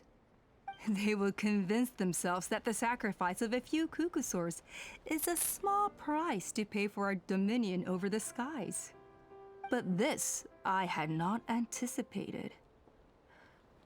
I barely had the chance to introduce the phlogiston wings to the tribe before you found this place. Your plan was hardly foolproof. Yet, it can still be salvaged. Chasca, traveler, you are the hope of humanity. I'm sure you have your doubts about my methods, but know that my love for humanity and for Natlan is genuine. You know me, Chasca. And you know that I've always treated everyone in the Flower Feather clan as my own children, as fellow humans. Surely you can understand my perspective.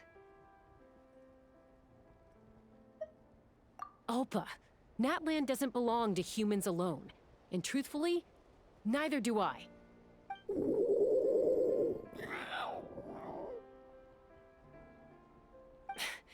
How many times has the Abyss invaded Natlan now? And yet despite how much stronger it is than us, Natlan still stands as a nation of humans and Saurians. Peace imposed by force will crumble in a matter of days, because social bonds are what hold a civilization together. Weren't you the one that taught me that? And yet you would break the bond we share with our Saurian companions to take more power for ourselves? That's as stupid as hacking your own arm off to use it as a club. They are wild beasts, driven purely by instinct. How could they possibly understand human social bonds? How did someone like her ever become a writer?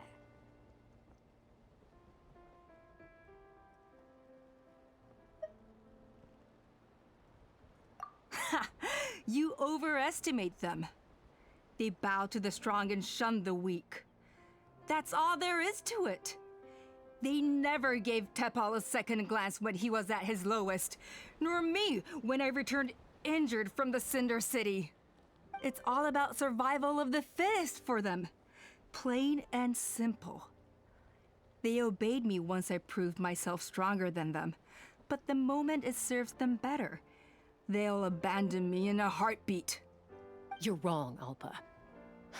They only reject the wingless because they don't want to fly anyone to their death.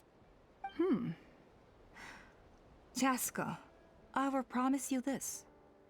Only the unruliest wild cucosaurs will be used for phlogiston extraction. The ones who have nothing else to offer to humanity. Well, that's too bad, because I know a few unruly wild cucosaurs who don't think that idea is gonna fly. Namely my mom, my sister, and me. And the others? To us, they're friends, family, even children. So if you want to put any of them in one of your cages, you're gonna have to go through us. Is that right? I knew you might be difficult to convince. Maybe this will change your mind.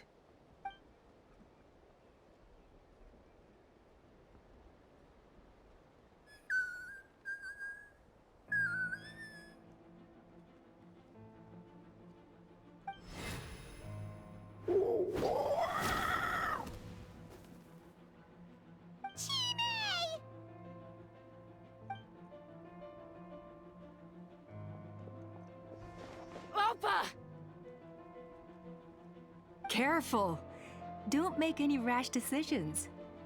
Unless you want to see her suffer. Oh no, that's one of the extraction cages! I told my subordinates to take control of the tribe while I was away.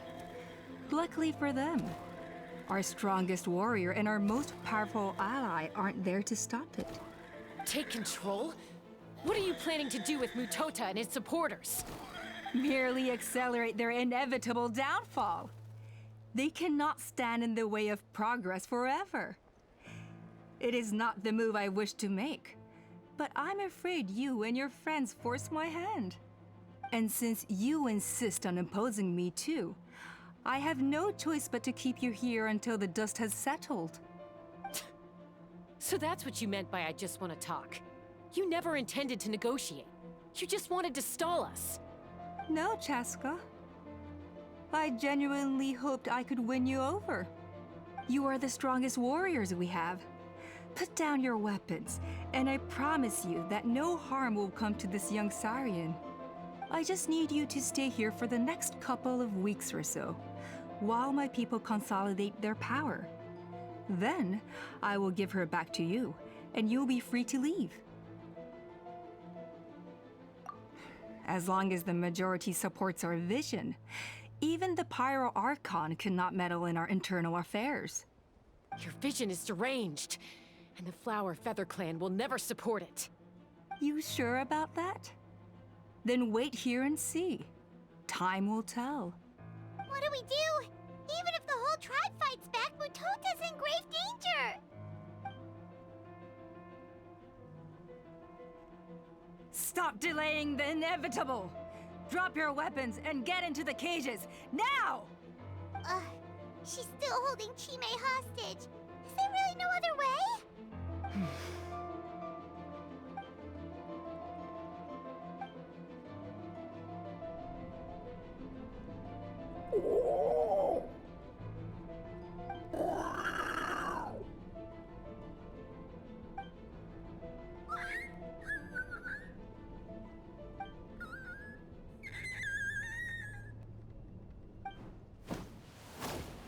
Koya? Huh? What are you yapping about? Stand down. Drop your weapons, now!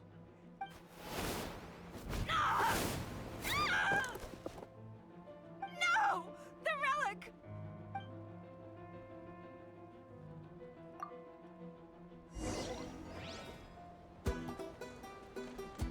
Take me up!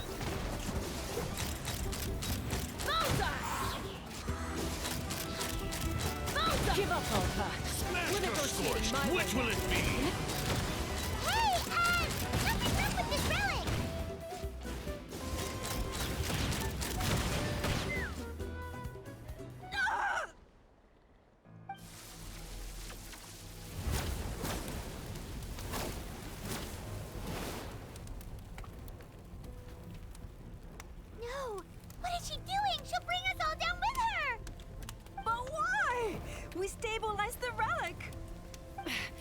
Maybe it got damaged in the fight.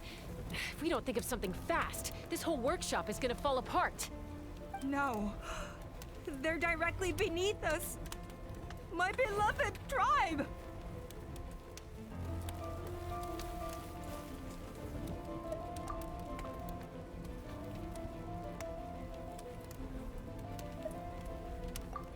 Okay,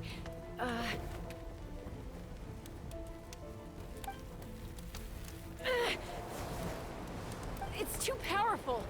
This ain't a toy like last time. I don't think I can just throw it aside. But we need to get it far away before it explodes. Then the tribe will be safe, and so will this workshop. Koya, remember when we were kids? Come on, let's take this thing high up into the sky. Don't worry, I know I can get rid of it before it explodes. We're talking some surface wounds at most.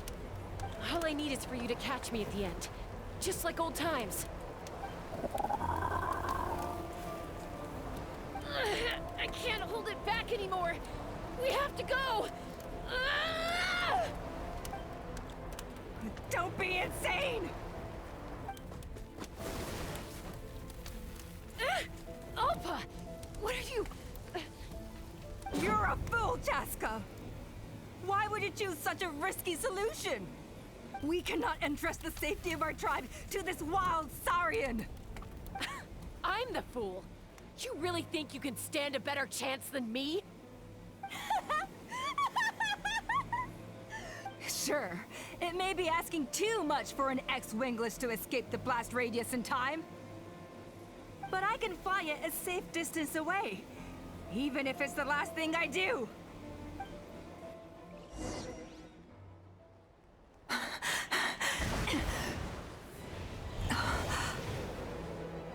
Here, this should be high enough to save the clan. What? You don't get to die a hero today.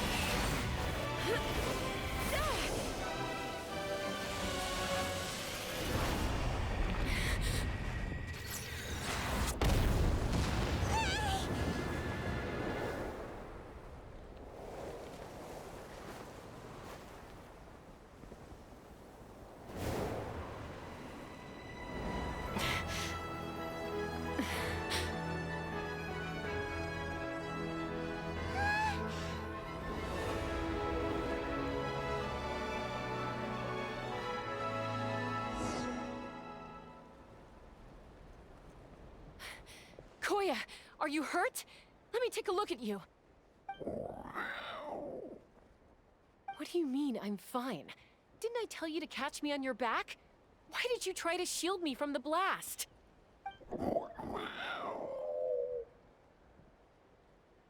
Accident? Yeah, right. Seriously, you're as stubborn as ever. Chasca, Koya! How are things looking here?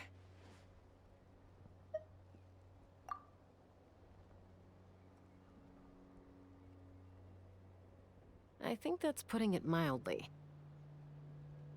I owe you one. Again.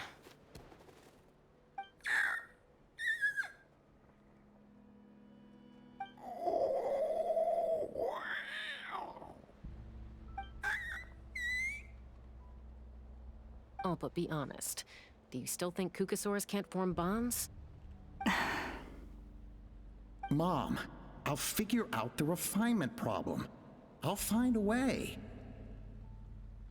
You don't need to worry about it. I just need some more time. That's all I ask. Please just trust me. Just this once.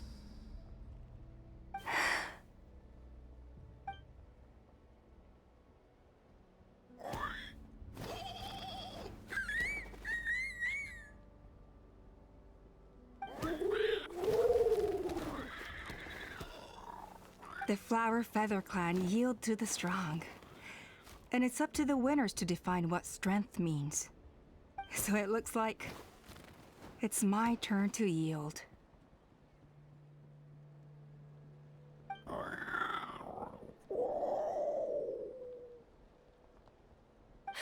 Koya! Koya!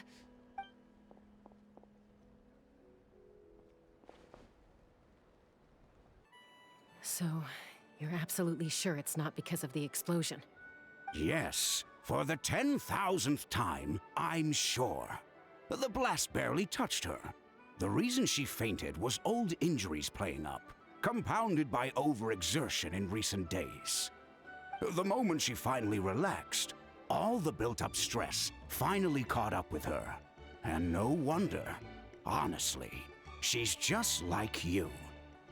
Anyway, now you know how we feel when you go off risking life and limb. Your mother and I would both appreciate it if you lived less dangerously. You know she wrote to me from the Masters of the Night Wind, just to scold me for not doing enough to keep an eye on you. If she wasn't so busy with work, you can bet she'd come back here and chew us both out in person. I'll find an opportunity to apologize to her. I promise. You'd better. No more avoiding us, okay? And don't get me started on all the checkups you've missed. Got it. Got it. Huh? Koya? You're awake. I'll go let everyone know. Hey, but we're not done talking. What are we gonna do with her, Even after everything that's happened, she still hasn't figured out how to start the conversation with you. She keeps saying, I don't think Koya has forgiven me yet. But if you ask me, she's the one who's scared to open up and have an honest conversation. For all her confidence, she's a very sensitive soul underneath. You'd think as a peacemaker, she of all people would know how to reconcile with her family after a falling out. She must have been a handful growing up. Thank you for being there for her. And of course, thank you for keeping her safe when you were up there in the sky. Koya, Uncle Cusco, we're here! Ha! I was just telling her that she's not to go chasing danger with Chasca ever again. Cusco, I understand how you must feel. But it's all thanks to Koya and Chasca's efforts that the airborne workshop didn't come crashing down on our heads. Oh, Paimon almost forgot to ask. They didn't hurt you while we were gone, did they? Thankfully, when her co-conspirators tried to arrest me, I was out coaching Koya and Junan. The two of them were a huge help. They took care of things while I went around rallying the resistance. So, in the end, Alpa's would-be revolt didn't really get off the ground. And as it turns out, not all of the wingless want to see our dear Saurian friends replaced with phlogiston-powered gizmos. I'm so sorry you got mixed up in this, by the way. We should have caught on to Alpa's scheme sooner. We could have saved so many Kukasaurs from getting hurt. Most of the airborne workshop has now been dismantled. We've just left one small, harmless part intact, and repurposed it as a jail for Alpa and her cronies. Let's see how they like being locked up in a sky prison!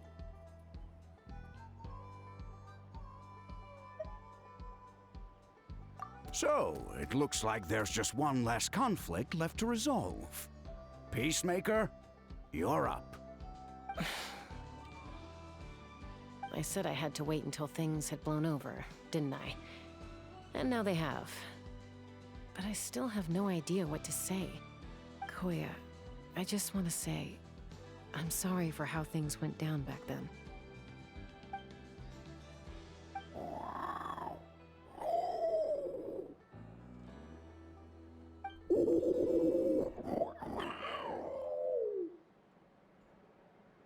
Huh?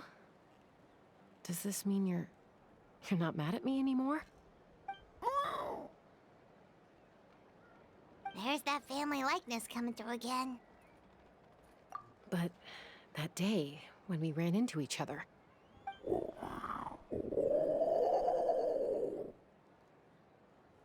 Huh? So then, when did you finally make your peace with it?